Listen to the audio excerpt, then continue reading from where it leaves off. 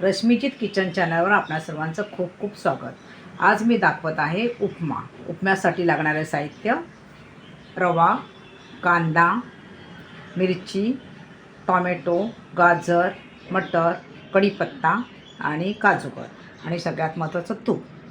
सगळ्यात प्रथम पॅन गरम करून घ्यावा आणि त्यावर 1 चमचा तूप घालावं।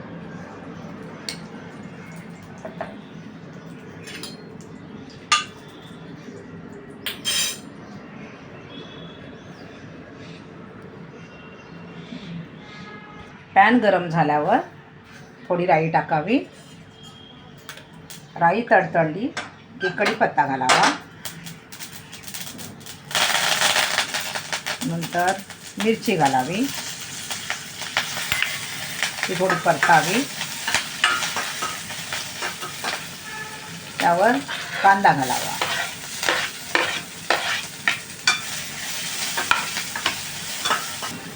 कांदा जास्त परतायची गरज नाही, कारण आपल्याला पाणी टाकून तो शिजवायचाच आहे।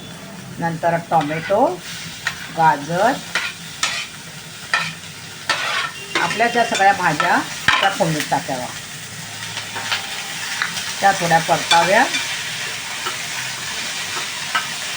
एका बाजूला आपण रवाही शेकून घेऊया। रवा खूप तांबडा करायची गरज नाही, हलकासा तरी शेकून घेतला पाहिजे।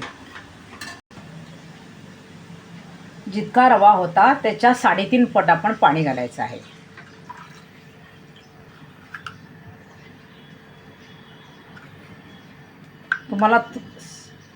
तुम्हाला साखर हवी असेल तर तुम्ही साखरही घालू शकता। थोडं परता आणि झाकण ठेवून त्याला उकळी येऊ द्या।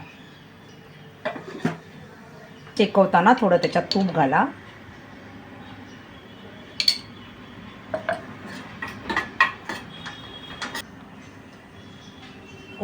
उपमा हा सकाळच्या नाश्त्यासाठी उत्तम, पौष्टिक आणि झटपट होणारा पदार्थ आहे।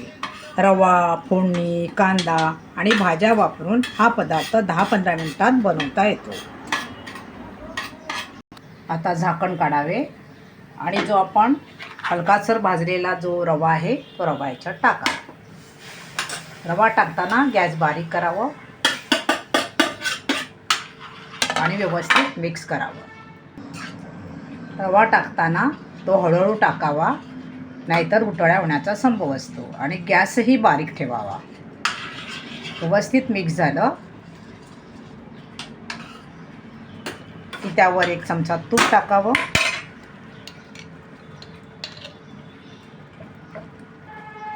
मऊ उपमा होण्यासाठी ही एक सर्वात चांगली टीप आहे।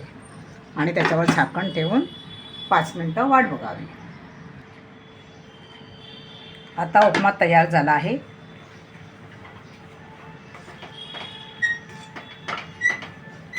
आता आपण सर्व करूया। आपणा सर्वांस नम्र विनंती आहे की आपण माझ्या चॅनेलवर नवीन असाल तर मला सबस्क्राईब करा, लाईक करा आणि कमेंट करा। बेल आयकॉनचं बटन दाबायला विसरू नका। आता आपण ही सर्व करूया। याच्यात थोडं खोबरं आणि कोथिंबीर,